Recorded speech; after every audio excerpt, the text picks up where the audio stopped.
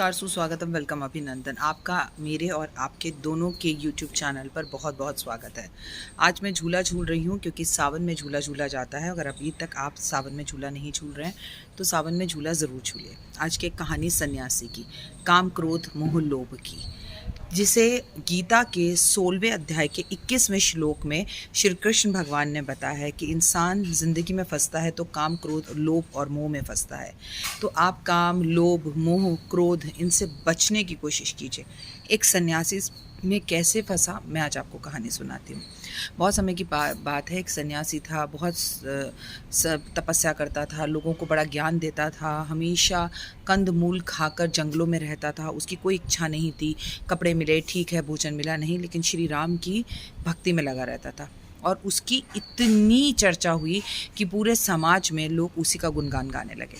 राजा को ये बात पता चली तो राजा को क्रोध आया कि मेरा राज्य है और मेरे राज्य में मुझसे ज़्यादा किसी का सम्मान हो, ये मुझे पसंद नहीं। राजा ने कहा चलकर देखता हूँ ऐसा क्या खास है उसमें। राजा जब उनके पास पहुंचा तो उनकी बातों में बहुत प्रसन्न हो गया, उनकी बातों से मोहित हो गया और बोला आप तो सच में जितनी दुनिया आपकी तारीफ़ करते हो उससे ज़्यादा तारीफ़ के लायक हो, लेकिन ऐसा नग जंगलों में नहीं रहना चाहिए, मेरे घर में रहना चाहिए। और वो उन्हें महल ले आया। सन्यासी भी महल आने के लिए तैयार हो गया, लेकिन उसने कंडीशन रखी कि मैं कभी भी महल के अंदर नहीं जाऊँगा, आपके बगीचे में मुझे कुटिया बनवा दो। उन्हें एक बगीचे में कुटिया बनवा दी गई, वो वहाँ रहने लग गए। राजा उनको रोज़ भोजन देता, वो भोजन करते, कपड़े देता, वो कपड़े पहनते। समय बीतता गया, 10 साल बीत गए। एक दिन राजा को दूसरे राज्य में काम पड़ा। वो अपने एक सैनिक को बोल गया कि राजा को मैं जा रहा हूँ और सन्यासी को भोजन देता रहना। किस्मत खराब होने से वो सैनिक बीमार पड़ गया और कई दिन तक जो है सन्यासी को भोजन नहीं मिला। जब राजा वापस आया तो साधु ने कहा कैसे लापरवाह हो, मैं जंगलों में ठीक था, वहाँ लोग आके मुझे भोजन दे जाते थे, मैं पेड़ों से फल तोड़कर खा लेता था। जब तुम जिम्मेदारी नहीं उठा सकते तो मुझे यहाँ क्यों लेकर आए।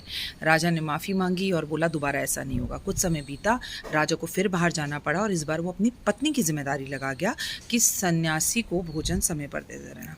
एक दिन पत्नी नहाने चली गई और सन्यासी को भोजन देना भूल गई। अब फिर सन्यासी को बहुत गुस्सा आया और उसने सोचा कि इस बार मैं खुद अंदर जाकर महल में भोजन करूँगा। वो बहुत क्रोधित था क्योंकि वो बहुत ज़्यादा भूखा था। वो महल में पहुंचा तो रानी श्रृंगार कर रही थी। उसका रूप देखकर वो मोह गया और उसने कहा कि इतनी खूबसूरत रानी तो मेरी पत्नी होनी चाहिए। वो अपनी कुटिया में वापस आ गया, उसने भोजन नहीं किया। राजा भी वापस नहीं आया, कई दिन तक भूखा प्यासा रहा और बड़ा कमज़ोर हो गया। राजा वापस आया तो साधु संत से पूछने लगा आप बड़े कमज़ोर हो गए हैं, सुना है कई दिन से भोजन भी नहीं कर रहे, आपकी क्या परेशानी है, आप मुझे बताइए। तो संत ने कहा मेरा दिल तुम्हारी रानी पर आ गया है और मैं उससे शादी करना चाहता हूँ। तो राजा कुछ नहीं बोला, बोला मैंने आपको वचन दिया है और हम राजपूत हैं, आप मेरी पत्नी को ले जा सकते हैं। पत्नी को जब उसने ये बात बताई तो रानी बोली कि मैं समझ गई हूँ कि संत को कैसे सुधारना है।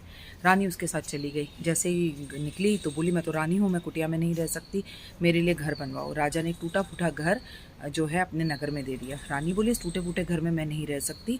संत वापस जो है राजा के पास गया, बोला रानी इस टूटे फूटे घर में नहीं रह सकती, हमें कुछ अच्छा घर दो।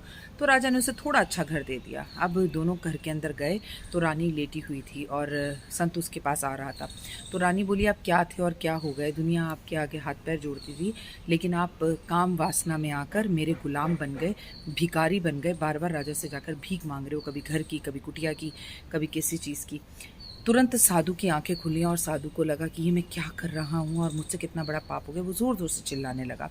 रानी से माफ़ी मांगी। रानी से माफ़ी मांगकर रानी को राजा के पास छोड़ाया और उसे उस दिन ये समझ में आया कि जब तक मैं जंगल में था, मांग कर खाता था, तोड़ कर खाता था, मेहनत करके खाता था, लेकिन जैसे ही मैं महल में गया, सुविधाएं मिली तो मेरी भूख बढ़ गई, मुझे उनसे प्यार हो गया, एक्सपेक्टेशंस ज़्यादा हो गई।